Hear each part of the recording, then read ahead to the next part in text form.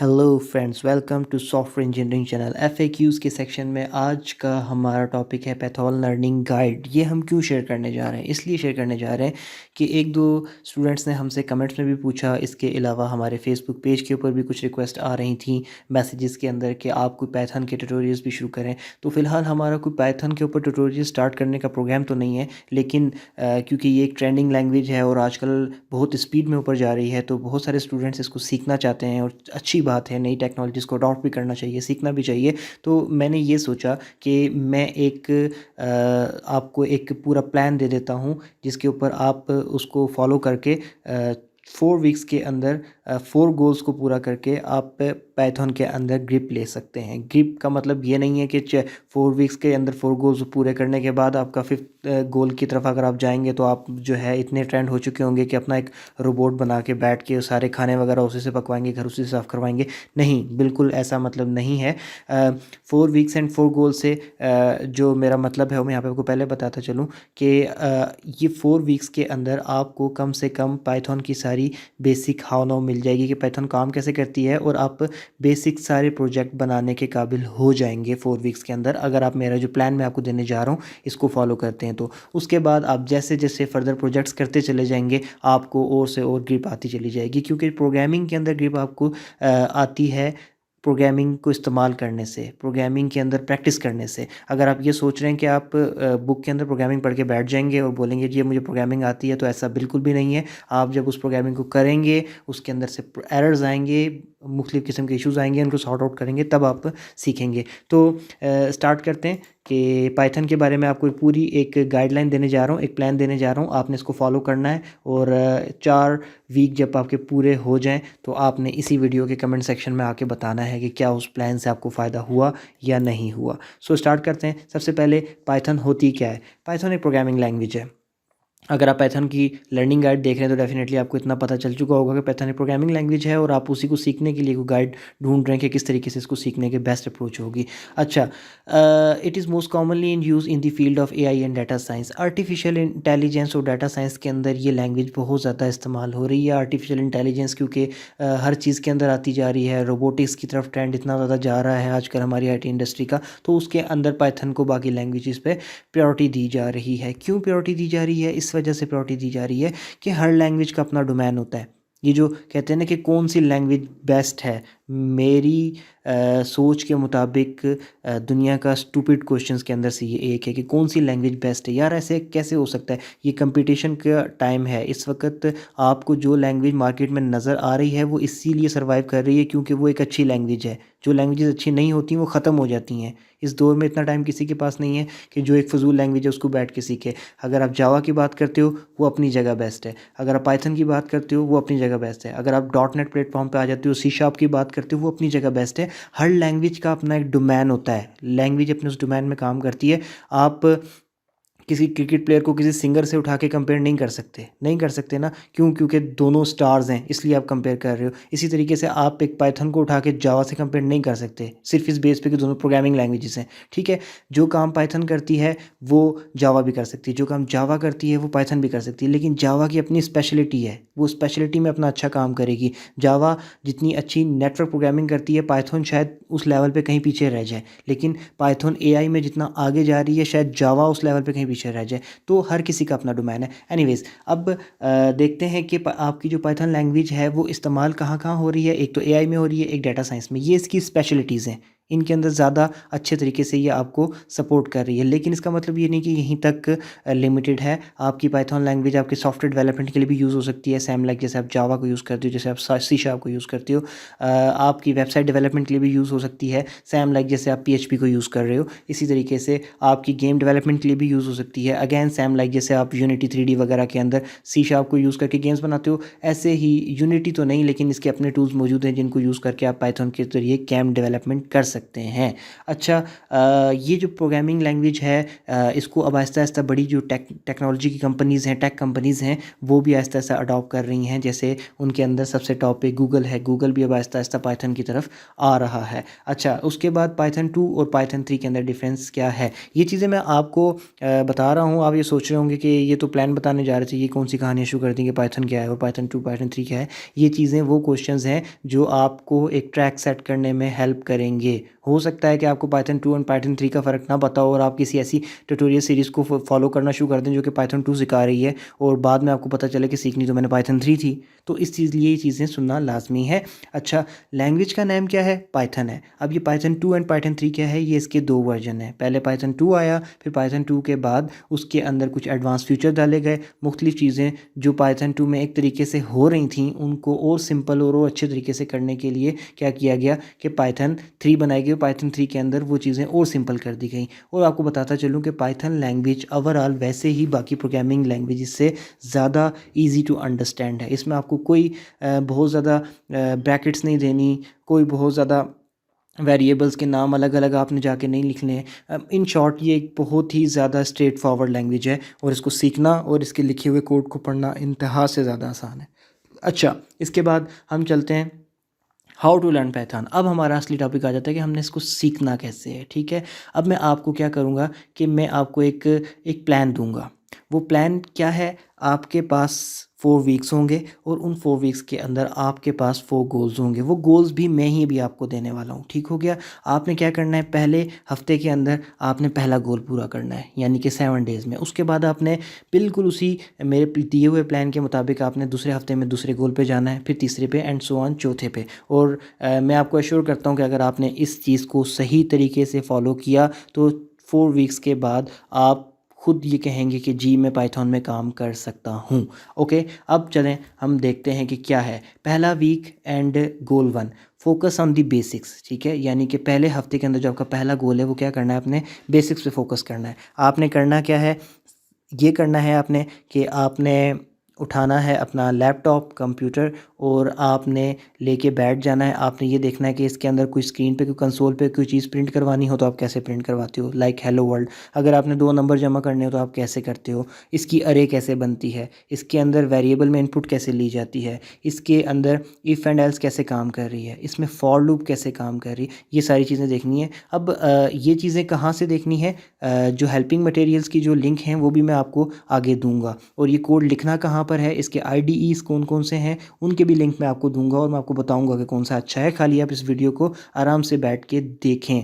हो सकता है कि वीडियो थोड़ी सी लंबी हो जाए लेकिन इस वीडियो के एंड पे आपके पास एक प्रॉपर प्लान होगा पाइथन को सीखने का। और एक दफ़ा जब आउटलाइन आपकी फाइनल हो चुकी होती है ना, तो उसके बाद उसको फॉलो करके सीखना कुछ भी मुश्किल नहीं होता। इंटरनेट पर बहुत डाटा मौजूद है। एनीवेज़, अच्छा, आपने क्या करना है, आपने ये चीज़ें सीख लेनी है कि सिंपल स्क्रीन पे कुछ कंसोल पे प्रिंट कैसे करवाया जाता है, इनपुट लेके वेरिएबल में कैसे सेव करवाई जाती है, एक स्ट्रिंग के अंदर अगर आपके पास इनपुट आई है तो आपने उसको इंटीजर में कैसे कन्वर्ट करना है, इफ एल्स कैसे काम कर रहा है, फॉर लूप कैसे काम कर रही है, इंक्रीमेंट्स किस तरीके से चल रहे हैं, ये सारी की सारी बेसिक चीज़ें हैं। आपने क्या करना है कि पहले पूरे हफ्ते के अंदर इन चीज़ों को सीखना है, हर चीज़ को सीखते जाना है और साथ साथ इम्प्लीमेंट करके देखते जाना है और उन सबके नोट्स बना लेने। अच्छा, पहले हफ्ते के अंदर जब आपने ये बेसिक चीज़ें सीख ली, बेसिक बिल्कुल जिनकी बेस के ऊपर एक लैंग्वेज बनी हुई होती है, जब आपने वो सीख ली तो आपने वीक 2 में आ जाना है। जब आपका वीक 2 में आएगा तो आपका गोल 2 आ जाएगा, प्रैक्टिस द बेसिक्स। अब आपने वीक 2 के अंदर कुछ भी नया सीखने की तरफ नहीं जाना है। आपने वीक 1 में जितना भी डाटा कलेक्ट किया बेसिक लेवल का, आपने उस सब की प्रैक्टिस करनी है। आपने फॉर लूप के साथ मुख्तलिफ़ किस्म की प्रैक्टिस करनी है। आप एक लेके बैठ जाओ कि इस 1 घंटे तक मैंने पाइथन की फॉर लूप्स के साथ डिफरेंट तरीके से खेलना है, मैंने फॉर लूप यूज़ करके मुख्तलिफ़ किस्म के प्रोग्राम बनाने हैं। आप वेरिएबल्स के लेके बैठ जाओ कि दूसरे दिन जो है 1 घंटा मैंने सिर्फ और सिर्फ वेरिएबल्स के साथ खेलना है कि इंट के साथ मैं क्या क्या कर सकता हूँ, स्ट्रिंग के साथ मैं क्या क्या कर सकता हूँ। अगर आप स्ट्रिंग डाटा टाइप को इसके समझने बैठ जाओगे तो स्ट्रिंग डाटा टाइप के इतने फंक्शंस हैं कि उनको भी समझने में भी आपका अच्छा खासा टाइम लग जाएगा। आप एक दिन बैठ के स्ट्रिंग के साथ खेलो, आप एक दिन बैठ के इफ एल्स के साथ खेलो और ऐसे करते करते करते आप पूरा दूसरा वीक जो है गुजार दो। और कोशिश ये करो कि जब भी आप अगर इफ़ एल्स को लेके बैठ रहे हो तो आप इफ़ एल्स को ही यूज़ करके कोई अच्छी सी चीज़ बनाओ, कोई यूज़फुल सी छोटा सा प्रोग्राम बनाओ बेशक लेकिन यूज़फुल सा।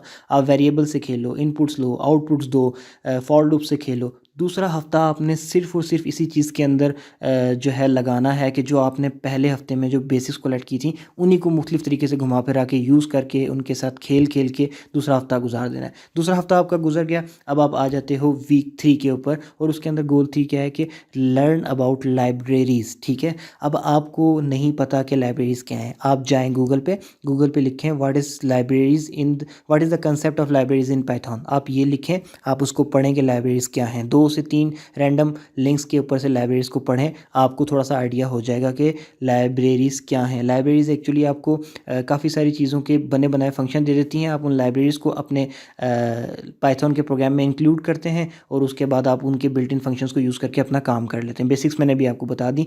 अब आपने क्या करना है कि लाइब्रेरीज़ को देखना है। आपने मुख्तलिफ़ किस्म की लाइब्रेरीज़ को, पहले तो आपने ये देखना है लाइब्रेरी क्या है। स्टेप 2, आपने ये देखना है कि लाइब्रेरी को आप अपने प्रोग्राम तक लाते कैसे हो। आपको लाइब्रेरीज़ को इंस्टॉल करना पड़ता है अपने प्रोग्राम के लिए। अच्छा, आप लाइब्रेरीज़ को किस तरीके से अपने प्रोग्राम तक लाते हो। स्टेप 3, आपने गूगल करना है कि सबसे ज़्यादा फेमस लाइब्रेरीज़ कौन कौन सी हैं पाइथन की। आपने एक क्यूरी गूगल करनी है। आपको जो लाइब्रेरीज़ मिलेंगी उनमें से 2 3 4 को आपने मुख्तलिफ़ तरीके से यूज़ करके देखना है, उनके फंक्शंस को यूज़ करके देखना है। आपने थर्ड वीक के अंदर लाइब्रेरीज़ क्या है ये सीखना है, लाइब्रेरीज़ को इंस्टॉल कैसे करना है ये सीखना है। उसके बाद 2 से 3, कम से कम 2 से 3 यूज़फुल लाइब्रेरीज़ को यूज़ करके कुछ छोटे छोटे से प्रोग्राम बनाने हैं। आपने जब ये चीज़ सीख ली, आपका गोल 3 वीक 3 कंप्लीट हो गया। अब आप आ जाते हो वीक 4 पे, यानी कि जो आपका लास्ट जो गोल आपने पूरा करना है आखिरी हफ्ते के अंदर। आपने क्या करना है, डू सम प्रोजेक्ट्स। अब ये किस तरीके से आप करोगे, ऐसा नहीं है कि आप एक ही प्रोजेक्ट लेके बैठ गए और वो इतना लंबा था कि वो पूरा नहीं हो सका और वीक कंप्लीट हो गया। ऐसा नहीं करना। आपने ये करना है कि आप डे फर्स्ट बैठ जाओ। आपने सोच लेना कि 2 से 3 घंटे मैंने लगाने हैं और इस 2 से 3 घंटे के अंदर, पहला प्रोजेक्ट का मैं आपको बता रहा हूँ वीक 4 स्टार्ट होने के बाद, उस 2 से 3 घंटे के अंदर आपने क्या करना है कि आपने पहले 3 वीक्स में जो कुछ सीखा है, जो लाइब्रेरीज पढ़ी, जो बेसिक्स पढ़े, जो प्रैक्टिस किया, उन सब को जमा करके आपने एक बहुत ही यूज़फुल चीज़ बनानी है। आप एक दिन बैठ के वीक 4 के ये चीज़ बना लो। जब आपने ये बना लिया तो अब आपने उसी वीक के नेक्स्ट डे पे जाना है, वीक 4 के नेक्स्ट डे पे, और आपने फिर वहाँ पे क्या करना है, आपको ये पता है कि बेसिक्स किस तरीके से काम कर रही हैं, आपको ये पता है कि लाइब्रेरीज किस तरीके से काम कर रही हैं, सब कुछ आपको पता है। आपने अब बैठ के ये सोचना है कि मैं कौन सा प्रोजेक्ट बनाऊँ। अब आपने ये माइंड में नहीं रखना है कि कैसे होगा, ठीक है। अब आपने सिर्फ ये सोचना है कि आपने क्या करना है, कोई ऐसी यूज़फुल चीज़ बनानी है, आपने कोई यूज़फुल प्रोग्राम बनाना है, तो मैं क्या बनाऊँ, आपने ये बैठ के सोचना है।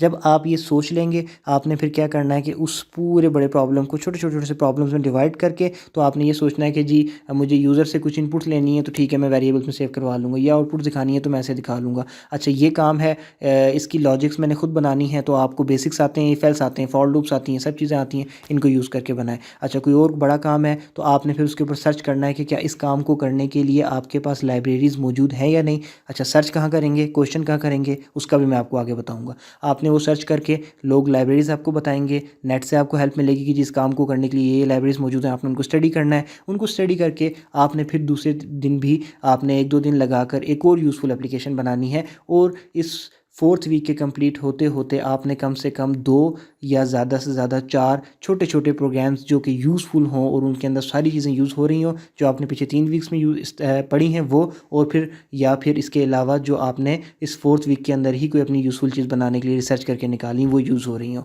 आप ये फॉलो करेंगे प्लान, तो मैं आपको गारंटी देता हूँ कि आप इस हद तक अपने आप को ट्रेंड कर लेंगे पाइथन के अंदर कि इसके बाद आपको कोई भी काम पाइथन में करने के लिए कहा जाए तो आप क्या करोगे कि आप इजीली नेट पे सर्चिंग करके, बेसिक्स आपको पता है, लाइब्रेरीज़ के बारे में आप स्टडी करके इजीली आप पाइथन के अंदर प्रोग्राम लिख लोगे। अच्छा, जब वीक 4 पूरा हो गया तो आपके पास सब अवेयरनेस आ गई जनरल के पाइथन काम कैसे कर रही है।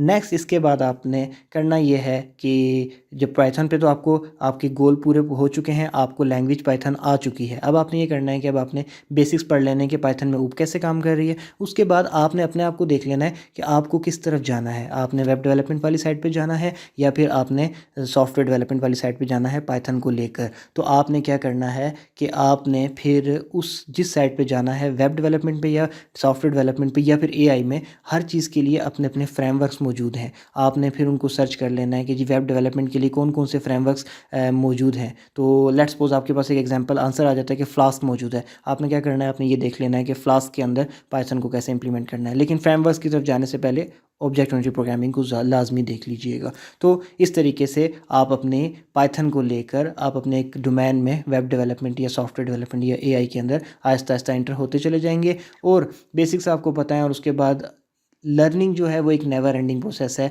आप जितने प्रोजेक्ट्स करते चले जाएंगे आप उतने ग्रूम होते चले जाएंगे और ये सिस्टम इस तरीके से चलता आगे चला जाएगा। अब इसके बाद हम आ जाते हैं यूज़फुल साइट्स। बेसिक सीखनी है। वीक 1 में जब आप स्टार्ट करेंगे तो आपने क्या करना है, सबसे पहले वीक 1 में W3 स्कूल के नाम से एक वेबसाइट है। अगर आपको नहीं पता तो आप गूगल करिएगा W3 स्कूल, वहाँ पे आपको आ जाएगी, मिल जाएगी, टॉप के अंदर ही आ जाएगी। उसमें से पाइथन के सेक्शन में जाना है आपने, और पाइथन के सेक्शन में जाकर आपने क्या करना है कि वहाँ से बेसिक्स पढ़ना शुरू कर देने हैं। बिल्कुल से हेलो वर्ल्ड प्रोग्राम से आपको ये सारे के सारे बेसिक बताएगी। इसके बाद दूसरी वेबसाइट भी है प्रोग्राम इज़ भी आपको बेसिक से लेके एडवांस लेवल तक लेके जा सकती है। इन दोनों वेबसाइट्स को आप देख लीजिएगा, जो आपको आपके लिहाज से बेहतर लगे आप उसको फॉलो कर लीजिएगा। तीसरी वेबसाइट है स्टैक ओवरफ्लो। स्टैक ओवरफ्लो क्या करती है, ये तो खाली पाइथन के लिए नहीं, हर प्रोग्रामिंग के लिए है। एक वहाँ पे जाके अपना अकाउंट बनाएं और आप जब पाइथन के अंदर काम कर रहे हैं तो आप वहाँ पर जाके अगर कोई प्रॉब्लम आती है तो सर्च करें। पहले तो आपको उस प्रॉब्लम का सलूशन वहाँ पे पड़ा हुआ मिल जाएगा, किसी ने उस बारे में क्वेश्चन पूछा हुआ होगा, उसका जवाब देखें। अगर आपका क्वेश्चन वहाँ पे नहीं है तो आप अपना क्वेश्चन वहाँ जाके पुट करें। 2 से 3 मिनट के अंदर आपको किसी न किसी का उस पर रिस्पॉन्स आ जाएगा कि इस प्रॉब्लम को किस तरीके से सॉल्व किया जा सकता है।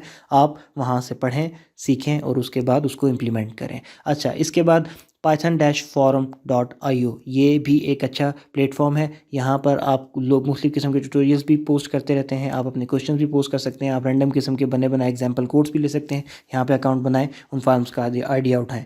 अब आपको ये भी पता चल गया कि आपने 4 वीक्स के अंदर किस तरीके से गोल पूरे करने हैं और आपको कौन कौन सी वेबसाइट्स हैं जो कि यूज़फुल लगेंगी। वेबसाइट्स के नाम मैंने लिख दिए हैं, गूगल करेंगे आपको मिल जाएंगी, सारी फेमस वेबसाइट्स हैं। इन केस अगर आपको नहीं पता कि W3 स्कूल की पूरी वेबसाइट क्या है, प्रोग्राम इज़ की पूरी वेबसाइट क्या है, तो आप हमारे ब्लॉग पे जाएँ। mysoftwarennotes.com के नाम से हमारा ऑफिशियल ब्लॉग है, आप उस पर जाएँ, वहाँ से आर्टिकल्स के सेक्शन में जाएँ। इसी वीडियो का आर्टिकल भी वहाँ पे हमारे पास पड़ा हुआ है, उसके अंदर मैंने सारे के सारे W3 स्कूल का भी लिंक दिया हुआ है प्रॉपर, और प्रोग्राम इसका भी दिया हुआ है। ओके, आगे चलते हैं। अब आपको ये सब तो पता चल गया कि आपने प्रोग्रामिंग को सीखना कैसे और सीखना कहाँ से है। अब आपने इसको प्रोग्रामिंग को लिखना कहाँ है, जैसे टर्बो C++ होता है, डेव C++ होता है C++ के लिए। तो इसके लिए क्या है, पहला ऑप्शन है VS कोड। ये माइक्रोसॉफ्ट का एक IDE है, आप इसको PHP के लिए भी यूज़ कर सकते हैं, पाइथन के लिए भी यूज़ कर सकते हैं। और बहुत से लोग स्टार्ट के अंदर VS कोड को रेकमेंड करते हैं। छोटा सा टूल है, कोई बहुत बड़ा भी नहीं है, आप फ्री में इसको जाके इसकी वेबसाइट से डाउनलोड कर सकते हैं। VS कोड भी लिख के आप सर्च करेंगे गूगल पे तो आपको इसका डायरेक्ट लिंक मिल जाएगा। अच्छा टूल है। इसके बाद है दूसरा आ जाता है जेट ब्रेन्स कंपनी का पाइचार्म। ठीक है, पाइचार्म वैसे तो पेड है, लेकिन इसके अंदर आपको community version free of cost मिल जाता है, और मैं आपको रिकमेंड करूंगा कि पाइचार्म यूज़ करें। अच्छा, पाइचार्म यूज़ करने का मैं रिकमेंड क्यों कर रहा हूँ ये भी मैं आपको बता देता हूँ। पाइचार्म रिकमेंड मैं इसलिए कर रहा हूँ कि पाइचार्म एक तो कम्युनिटी वर्जन में आपको फ्री मिल रहा है, दूसरी बात वैसे तो मिल तो VS कोड भी फ्री रहा है, लेकिन इसकी बात यह है कि पाइचार्म बहुत एडवांस है, बहुत ज़्यादा एडवांस किस्म का IDE है। आप इसके लिए क्या कर सकते हैं कि इसके अंदर आपको काम करते हुए पाइथन में मज़ा आएगा।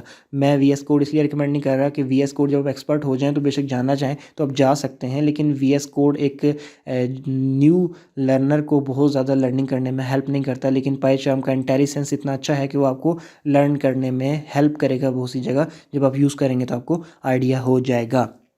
अच्छा, और उसके बाद फिर आप एक्सपर्ट लेवल पे भी जब चले जाएंगे तो पाइचार्म आपको हर जगह पे हेल्प दे रहा होगा काम करने में, आप कभी भी इसको छोड़ेंगे नहीं। पाइचार्म यूज़ कैसे करना है, आप यूट्यूब पे जाएं, यूट्यूब पे जाके लिखें कि how to configure PyCharm for Python 3। आपको एक नहीं, दो नहीं, 10 वीडियोस मिल जाएंगी कि किस तरीके से कॉन्फ़िगर करना है। आपकी लैंग्वेज में मिल जाएगी, नहीं तो इंग्लिश में तो अवेलेबल ही होती हैं। कोई भी एक उठाएं, 5 7 10 मिनट की, आप उसको देखें, पाइचार्म को कॉन्फ़िगर करें। कोई बड़ा मसला नहीं है, कोई बहुत बड़ी रॉकेट साइंस नहीं है, और उसके बाद उसमें कोड लिखना शुरू कर दें। बेस्ट है, बहुत आसान है। पाइथन की ओरिजिनल डॉक्यूमेंटेशन मैंने आपको क्यों रिकमेंड नहीं की पढ़ने के लिए, क्योंकि पाइथन की जो ओरिजिनल डॉक्यूमेंटेशंस होती हैं, पाइथन की किसी भी लैंग्वेज की ओरिजिनल डॉक्यूमेंटेशन, वो थोड़ा सा हाई लेवल पे जाके उसको डिफ़ाइन कर रहे होते हैं चीज़ को, क्योंकि वो आपको सिखा नहीं रहे होते। वो ये समझ रहे होते हैं कि आप एक प्रोग्रामर हैं और आप कुछ चीज़ों को देखने के लिए आए हैं कि किस किस चीज़ को करने के लिए क्या क्या मेथड अवेलेबल है, तो वो आपको उस लेवल पे जाके गाइड कर रहे होते हैं और आपको चीज़ें समझ नहीं आती हैं और आप प्रोग्रामिंग को मुश्किल समझ बैठते हो। तो लर्नर के लिए कभी भी ये रिकमेंडेड नहीं है कि वो डॉक्यूमेंटेशन से जाके लर्न करें। बहुत सी वेबसाइट्स हैं, जैसे मैंने आपको बताई वहाँ से पढ़ें, सीखें, तजर्बे करें, या फिर इसके अलावा आपके पास यूट्यूब ट्यूटोरियल्स भी फॉलो करने का ऑप्शन मौजूद है। सो आई होप सो कि पता चल गया होगा आपको कि आपने किस तरीके से ट्रैक फॉलो करना है और पाइथन सीखनी है। और मैं इंतज़ार करूँगा कि ज़िंदगी रही तो इंशाल्लाह आप लोग आएंगे और इसी वीडियो के कमेंट सेक्शन में आके बताएंगे कि हमने इस ट्रैक को फॉलो किया और हमें कितना फ़ायदा हुआ, और अगर नहीं फ़ायदा हुआ तो क्यों फ़ायदा नहीं हुआ, या फिर क्या चीज़ इसके अंदर मुझे और बतानी चाहिए थी। सजेशंस आप दे सकते हैं वीडियो में। अच्छी लगे वीडियो तो लाइक कर सकते हैं, चैनल अच्छा लगे तो सब्सक्राइब कर सकते हैं। मिलते हैं फिर नेक्स्ट किसी वीडियो में, तब तक के लिए थैंक यू वेरी मच।